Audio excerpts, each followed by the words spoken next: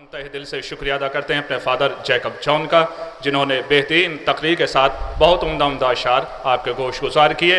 मैं उस्ताद कैसर बारवी साहब के इन मिसरों से अपने मौज़िज़ मेहमान को दावत सुखन देता हूँ। देखो तो सिलसिला अदब मशरक़ैन का, देखो तो सिलसिला अदब मशरक़ैन का, दुनिया की हर ज़बां पे है कब्ज़ा हुसैन का, दुनिया की हर ज़बां पे है कब्ज़ा हुसैन का।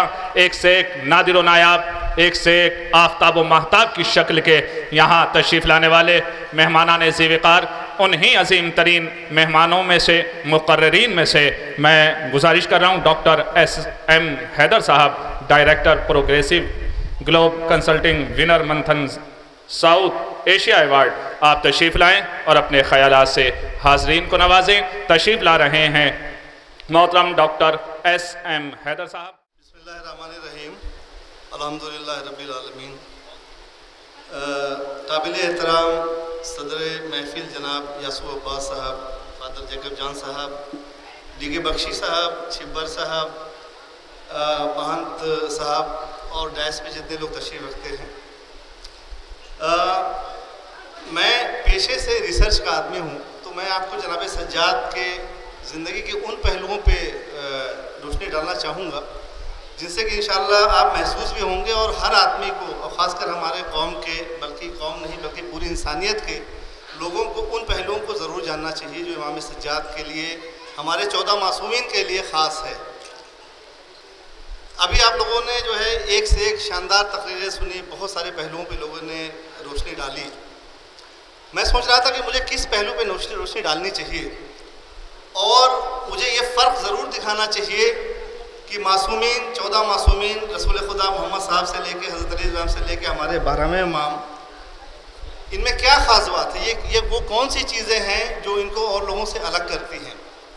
मैं आपको बताऊं, जब अल्लाह ताला ने इस दुनिया को खल्क़ किया तो अल्लाह ताला का पूरा एक अरेंजमेंट था, पूरा एक प्लान था, एक स्कीम थी। हमारे जो उलमा हज़रात हैं मेरी तायीद करेंगे, और उसी दिन से हक़ और बातिल का एक सिलसिला शुरू हुआ, एक कॉन्फ्लिक्ट शुरू हुई जो आज तक आप हर जगह देख रहे हैं। हक़ के लिए, हक़ की तरफदारी के लिए, हक़ को आगे ले जाने के लिए कुछ ऐसे लोगों की ज़रूरत थी जो कि अल्लाह के महबूब तरीन हो, जिनका कैरेक्टर इतना बुलंद हो, जिनमें ज़रा भी लर्जिश ना हो, ऐसे कैरेक्टर्स की ज़रूरत थी। और मैं आपको बताऊं, ये वो कैरेक्टर थे रसूल खुदा 14 मासूमीन, इमाम सज्जाद, इमाम हसन, इमाम हुसैन, कि जो दुनिया की तमाम जो भी क्रिएशंस हैं, जो भी अल्लाह ने बनाया है, उनसे ये अलग हैं। एक माने में वैसे तो बहुत सारी मुहिम चली, बहुत सारी तंजीमें चली, लेकिन एक चीज़ जो इनको सबसे अलग करती है वो इताअत, अल्लाह की इताअत, obedience, submission to Allah, submission to God. ये जो है रसूल खुदा से पहले करबला तक और उसके बाद आपको पूरी तारीख़ में कहीं नहीं मिलेगा, इसलिए कि इसी में करबला का वाक़या जो है, जो सबसे नुमाया होकर उभरता है, वो इसलिए उभरता है कि करबला की तारीख़ में इमाम हुसैन का जो सबमिशन है अल्लाह के लिए, गॉड के लिए, अच्छाई के लिए, उस डिज़ाइन को बचाने के लिए, उस पूरे अरेंजमेंट को बचाने के लिए जो कि अल्लाह ने हक़ और बातिल के बीच में क्रिएट किया था। आदमी को एक फ्री विल दी गई, एक इंटेलेक्ट दिया गया, जो आदमी को जो है अशरफुल मखलूक़ात कहते हैं, वो इसीलिए कि उसके पास एक इंटेलेक्ट है, एक फ्री विल है। उस फ्री विल के तहत काम करने में जो जिन हिदायतों की ज़रूरत थी वो मासूमीन से मिलती है, वो इमाम हुसैन से मिलती है, इमाम सज्जाद से मिलती है, जो आपको दुनिया में कहीं नहीं मिलेगी। इमाम सज्जाद का एक वाक़या जो कि आदमी को झकझोर के रख देता है, वो शायद एक ऐसे आदमी से, एक नॉर्मल आदमी से मुमकिन ही नहीं है, जब तक कि उसका अपने किरदार पे, अपने कैरेक्टर पे बहुत बड़ा वाला उबूर ना हो, कंट्रोल ना हो। वाक़या करबला का वाक़या आप सब लोगों को पता है, वाक़या करबला का वाक़या आप लोगों को सबके पता है, कितना जुल्म हुआ, जुल्म की वहाँ इंतहा हो गई।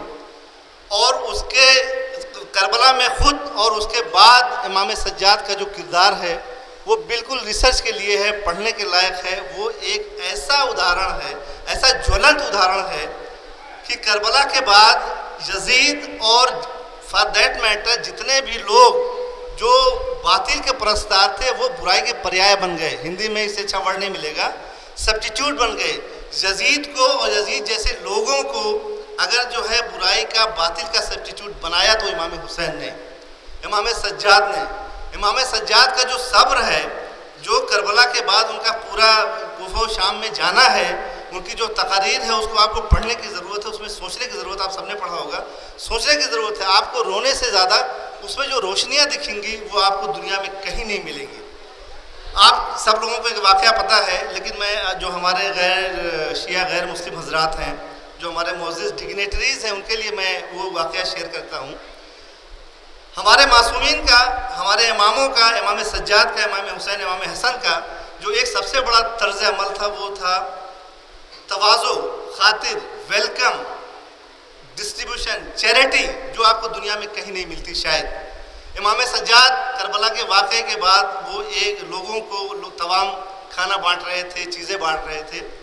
उसी दौरान एक आदमी जो उसी भीड़ में था, जो याचक के रूप में उस वक्त था, वहाँ पे वो बैठा था, उसको भी इमाम ने बिल्कुल वैसे ही दिया जैसे और लोगों को दे रहे थे।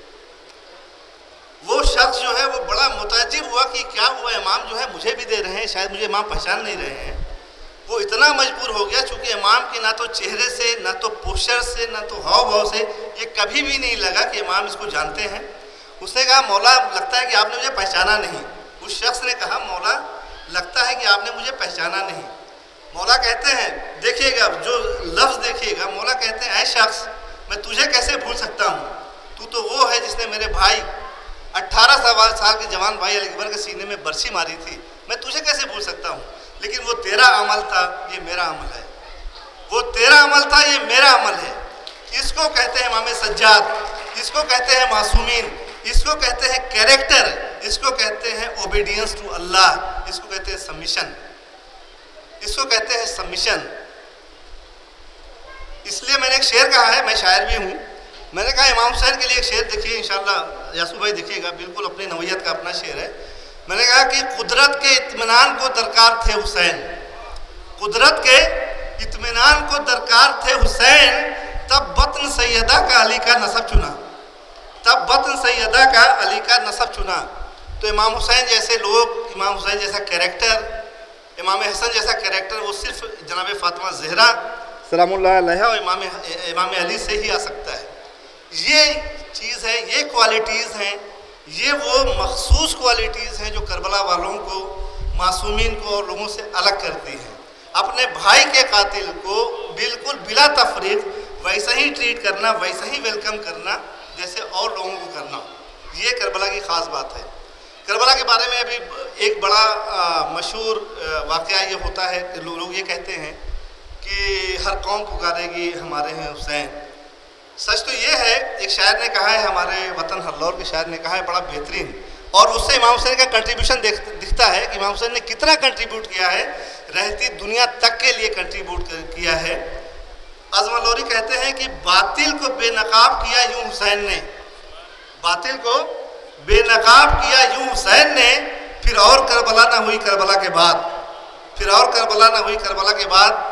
करबला के बाद किसी करबला की ज़रूरत नहीं है, चूँकि इमाम हुसैन ने जो है बातिल को ऐसा बेनकाब कर दिया कि वो जो है रहती दुनिया तक। इसीलिए जब दुनिया में कोई मुहिम इंसानियत की बका के लिए, इंसानियत को बचाने के लिए, इंसानियत को प्रिजर्व करने के लिए जब चलाना होता है तो लोग करबला की तरफ मुड़ते हैं। चाहे वो हमारे फादर ऑफ द नेशन राष्ट्रपिता गांधी जी हों, नेल्सन मंडेला हों, कोई भी हों, वो कहते हैं कि मैंने करबला की तरफ रुजू किया, मैंने करबला को पढ़ा, मैंने करबला से अखज़ किया और अपनी स्ट्रेटजी बनाई।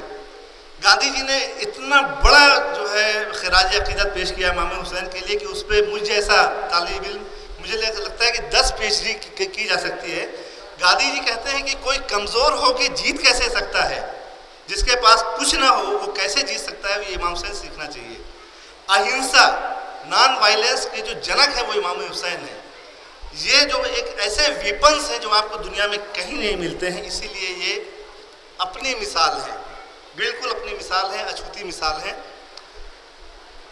सवाल ये उठता है, जो उन्वान है हमारे कॉन्फ्रेंस का, कि हिंदुस्तान में क्या रेलेवेंस है।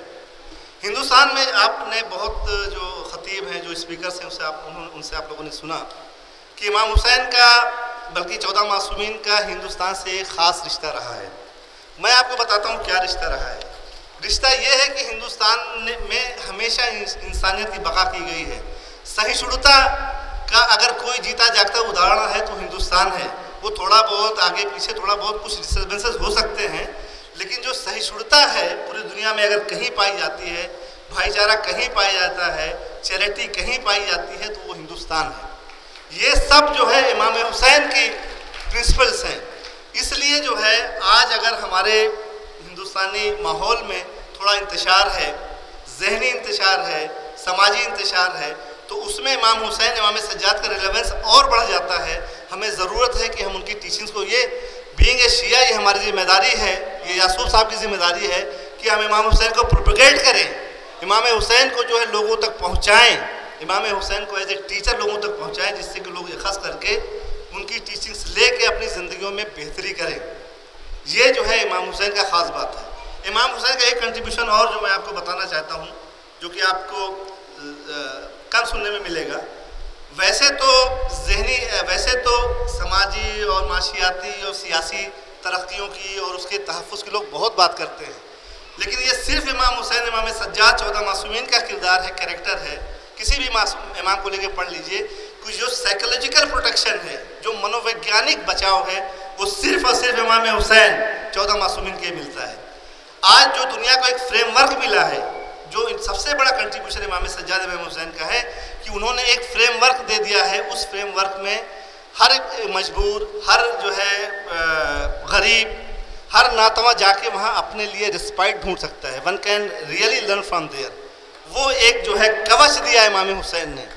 वो कवच जो सत्य की सत्ता है, सत्य की सत्ता को स्थापित करने का श्रेय अगर किसी को जाता है पूरी दुनिया में, बहुत सारे लोगों का कंट्रीब्यूशन, मैं लोगों के कंट्रीब्यूशन को नकार नहीं रहा हूँ, लेकिन जिन्होंने पहली बार काम किया है उनका काम को जाना जाता है। सत्य की सत्ता को स्थापित करने का काम इमाम हुसैन, इमाम सज्जाद का है।